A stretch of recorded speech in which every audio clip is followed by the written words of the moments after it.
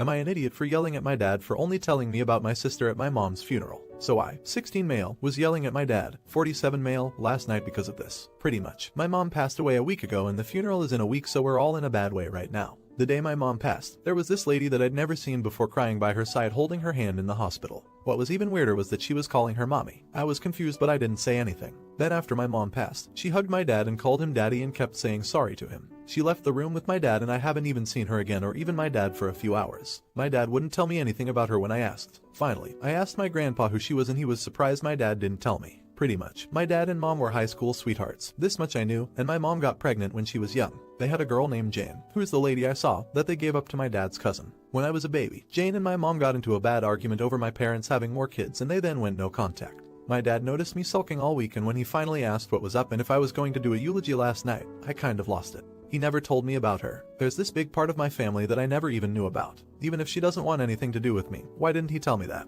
He didn't say anything to me, but my aunt heard and chewed me out. Since then I've felt terrible and I know I didn't take my dad's feelings into account. I really feel like I shouldn't have yelled at him and I should have handled it differently. Update. Thanks to everyone who said I wasn't wrong and it gave me confidence to talk to my dad. We both apologized to each other, but we didn't talk about it anymore cause dad said he only could if she wanted to. Anyway, I didn't see Jane again until the funeral where she came with a little baby. I have a niece too. We were all crying, but she gave her baby to my dad and was crying worse than everyone else, screaming mommy and just hugging her body until my cousin got her to sit. So it was me to my dad's left and her to his right. So weird to type about now, but I couldn't before. But I managed to calm down enough to give a eulogy. I didn't want to, but my grandpa begged me to and I couldn't say no to him. I gave a short one about how much I loved mom, how she's with my baby sister and big brother now and how we'll never forget. Afterward, all the close family went home and we watched videos of mom as a kid. There Jane told me I gave a good speech, let me hold my niece and gave me a kiss on the forehead before she left. That was it till a week after when dad called her over and had us sit down. He gave us both our birthstone rings with mom's ashes in the rocks, and then told us he's sick too and has till August really and didn't tell us because of mom.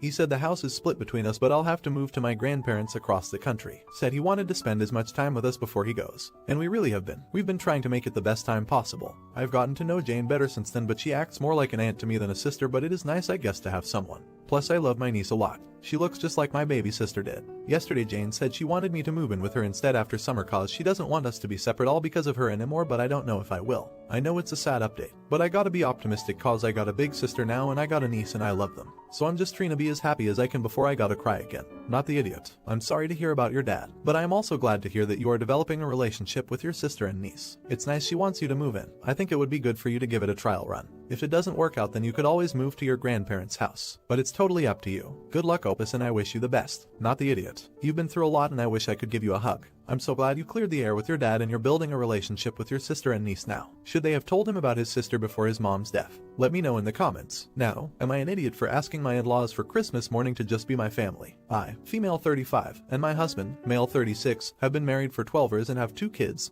13 over 9. My husband and I met at college and settled in my hometown to raise our family. My husband is from out of state and all of his family is spread out. We live about 7 hours from his hometown and try to visit at least twice a year. His family have not visited us in 7 years. They travel often, for pleasure or to see other families, but never to see us. Now to the issue. My husband's family, siblings, spouses, children, and parents all decided they would come to visit us on Christmas this year. Christmas is my absolute favorite holiday. Although I wasn't initially thrilled at changing my Christmas plans, I jumped at the opportunity to have everyone visit us for the holidays for once instead of us traveling. During the initial discussion, I mentioned that we would love to have everyone come, but that we would want to keep our Christmas morning tradition of just the 4 of us, me, husband, and kids, opening gifts together. One sibling immediately called my husband and asked why they couldn't come over to open gifts on Christmas morning. My husband explained Christmas morning was the time we always set aside for just us and the kids to spend together. We told them we would get up as early as needed to not interfere with their visit and make sure they could still come over when they got up on Christmas morning. I told my husband I was willing to only open some gifts during our private time with the kids, and save others for when everyone arrived so they could still see the kids open gifts. We don't typically exchange gifts with his family, so I didn't realize opening gifts together would be a big deal. After the conversation with his sibling, we were under the impression everything was good. Then days later, another sibling messaged the family group chat saying that no one would be coming up for Christmas because they were angry, hurt, upset about not being allowed over Christmas morning for our gift opening. There were some hurtful jabs thrown at me in the group message because everyone knows Christmas is my favorite holiday, and I'm the DIL, so an easy target. I never meant to offend anyone or make them feel excluded or unwelcome, but that didn't matter. I eventually groveled, apologized repeatedly, and begged for everyone to still come up for the holiday. I agreed to give up all my Christmas traditions this year to accommodate them and keep the peace, and now everyone is back to agreeing to come up for Christmas, but I want to know if IATA is even requesting our private family time at all. ETA. 1. They were never planning to stay at our house. They would be at an Airbnb or hotel per their request. 2. I only wanted 1 minus 2 hours with just my husband and kids to open gifts. Update. Things really blew up after my post. There were multiple conversations between my husband and both his sisters and their mother. It did not go well. They basically told us they have had issues for years and this Christmas request was their final straw. We were shocked. We had no idea there were any previous issues or bad feelings from anyone. We just had a wonderful family wedding for one of his sisters in spring of this year and we all had a good time together. So to say my husband and I were shocked is an understatement. Of course, we asked about these previous issues to see what we had done and how we could go about fixing it. They were unable to offer any specific examples. Just said there was a lot they had kept in for years. No specific incidents or behaviors they could point to and say this bothers us or this upset us. So we were still just as lost as ever as to why this seemingly happy family dynamic was now trash. Then the bomb was finally dropped and we were educated about the issues. Their main issue seems to be my race. I am white, my husband is black. His family apparently have a problem with this and with me because of this. I was floored. Out of all the issues I imagined, this was never one. Of course it was always a fear of mine, that I wouldn't be accepted into the family. I just never thought it would actually be true. I thought it was always my insecurity. It wasn't. Luckily, my husband is as amazing as I said in my original post. He defended me and us 100%. He has gone LC and I have gone no contact. He also forbade them from trying to contact me after the things they said. So that's it. No happy reunion or warm fuzzy feelings in this update. But at least we know the truth now and can proceed with the new knowledge. My husband, myself, and our kids will still have a wonderful Christmas. Not the idiot. I'm glad you two investigated deeper to try and get an answer to the situation and found out the root issue. I am glad you and your husband have drawn boundaries to protect yourselves and your children from them. Not the idiot. Wow, I just read your original post after seeing the update. I am so sorry that you and your family have to go through this. I hope you will still be able to have a wonderful Christmas with your husband and kids. Hope he's doing okay too. Should Opus have cut off their family sooner? Let me know in the comments. Now, am I the idiot for making my sister leave my house after her joke about my son's mom ditching us? My son Jack is going to be too soon. His mom Annie has a complicated history in how this all happened. Her husband passed away and 3 months after that, we slept together. We were barely friends at the time so I didn't know until after our first night together that she'd recently become a widow. But she told me she was really lonely and just enjoyed that physical connection. So for about 8 months that's how it was, we didn't see each other too often. Then we found out she was pregnant. She wanted to go through with the pregnancy and I fully supported her if that was what she wanted. The thing was she still had a lot of grief and when my son was born it was hard for her to connect with him. She said she felt guilty having a baby with another man after losing her husband. By the time Jack was 4 months she hadn't gotten any better and her mental health completely deteriorated. I took over with him full-time after this since she wasn't in the best place to be a mother. Annie still visited a few days out of the week for a short period but I was doing most of the childcare while she went to therapy. Then she was in the hospital for a while. She couldn't come over much during COVID except for video chats so she's essentially become a stranger to him.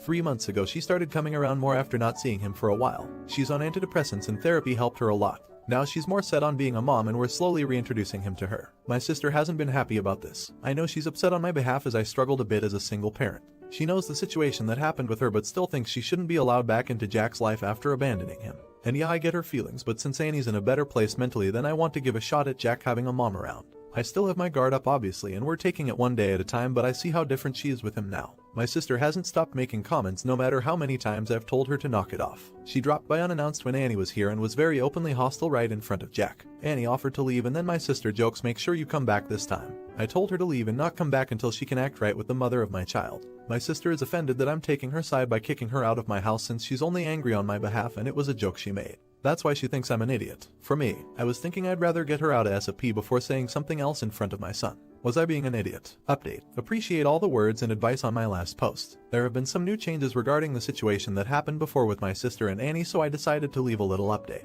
Many of you were right about my sister's negativity possibly affecting the relationship between Annie and Jack. It's also reassuring to know that we were making the right call here. The last thing I wanted was to make Annie feel bad for things that were out of her control. At first when I talked to my sister we got nowhere. I even brought up what some of you said here. Would she feel the same if Annie had been in the hospital getting treatment for cancer or some other physical illness? My sister claimed that's not the same thing and we had to have a deeper conversation on why it is exactly the same thing. Annie was not in the right place mentally to be a fit parent and decided to get help. There was no need for her hostility towards Annie now that she's gotten the treatment she needs and we're taking steps to bring her back into Jack's life. My sister and I still didn't see eye to eye so that's when I made the decision that she wouldn't be allowed around us for a while, and stuck with the same condition I made in my original post. We didn't talk for almost 2 months then I guess my sister finally realized I wasn't gonna budge so she agreed she'd be nicer to Annie, and won't talk badly about her in front of Jack. Thought this meant things would turn around but unfortunately it didn't end that way. Even after giving her a second chance, she still couldn't hold back from sending a message to Annie letting her know she's only doing this for me but she will never be okay with her, calling her a terrible mother among other things. She was counting on Annie not to show me this since it would cost her son his aunt like it said in her message. Oh yeah, I was pissed. Another talk with her, I decided she's not having any contact with us at all. As much as it pains me, I can't have that kind of negativity around my son or his mother. Their relationship has been rebuilding nicely and this is a crucial time for all of us. We don't need the extra drama. On a positive note, Jack has really warmed up to his mom and it's a beautiful sight to see. I'm happy Annie is getting somewhere with him and they seem to be getting closer every day. So not all bad news, right? Thanks again to Reddit for the help. You guys really helped ease my mind with this situation. Please don't feel like an idiot anymore for making the right choice. Not the idiot. Jack needs his mom more than he needs his aunt, especially if his aunt brings nothing but negativity to his life. You made a really wonderful point about mental illness. If Annie was getting treated for cancer or had another chronic health condition, many wouldn't bat an eye. But when it comes to mental illness, society at large is still very judgmental. Things are getting better, but given your sister's attitude, we still have a long way to go. I'm glad Annie is doing better and her and Jack are getting closer every day. He is lucky to have such kind, loving parents who work together and put him first. Congrats Opus. I wish the three of you all the happiness in the world.